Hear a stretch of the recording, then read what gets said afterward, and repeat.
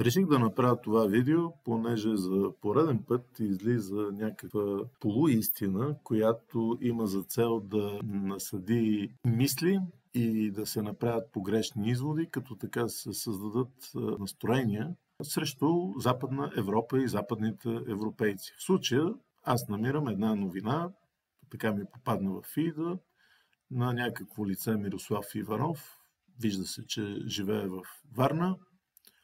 Мирослав Иванов е пуснал неговия постинг да е публичен, така че не мисля да има някакъв проблем с споменаването на името му. В новината се твърди, че някакво лице, което се казва Едмон Аубиус, е едно 12 годишно момче, поробено и без формално образование, което през 1841 година, забележете, успява да разработи иновативна техника за опрашване на ванилови орхидеи толкова бързо и ефективно, като решава един световен пъзъл, който заинтригува водещите ботаници през това време. Сега, добре, самата техника се оказва ръчен труд, нищо особено, но нашия юнак Мирослав Иванов така и не смята за богоугодно да сподели, че в крайна сметка лицето Аубиус е научил за ботаниката и въобще за метода за опрашване от Ферел Белер Бюмон, който е бял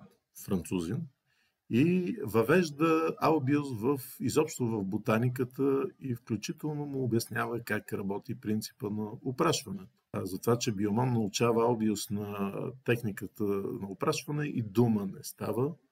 И всъщност съществува един дебат дали въобще Аубиус нещо е измислил или му е било казано да работи по този начин и да кажем Аубиус е усъвършенствал метода чрез ръчен труд, като кара стотици и други деца да правят същото.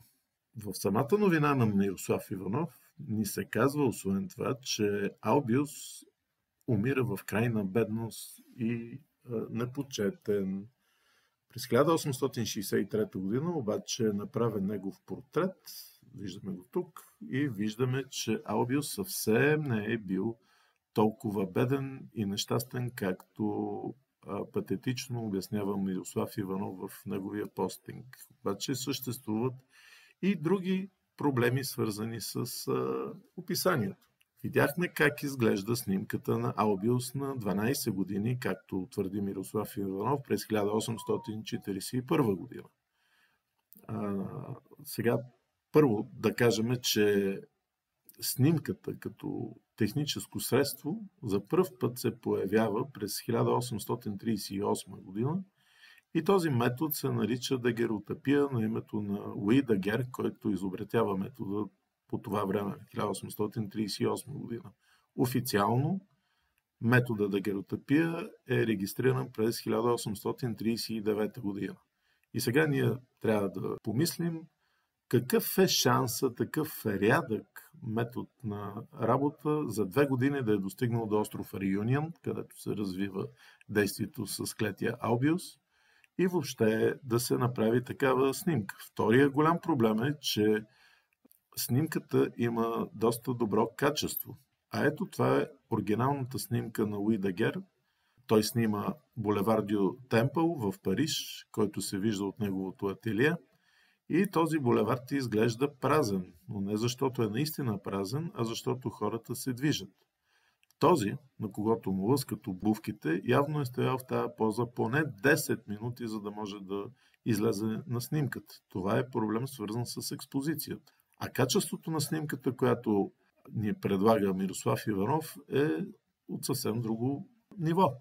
Всъщност, когато потърсиме малко повече, ние забелязваме, че оригиналът на снимката е от 1864 година и е на Ескрава Мина. И самата снимка е направена от Кристиано Джуниор в Бразилия. Тоест няма нищо общо между клетото дете и Аубиус, за когото патетично ние се разказва как е бил дискриминиран. Не е за първи път да се случват такива мошенничества. Преди 5 години, през 2019 година, излезе една поредица, т.е. беше кампания, която казваше, че имаше различни варианти, но в един от вариантите се казва в Западен Бенгал около 1900 година британски колонизатор язди местна жена. Колонизатора се заменяше и с мастър. Имаше други варианти, че става дума за жена в Африка, за жена в Индия, жена в Непал, различни варианти.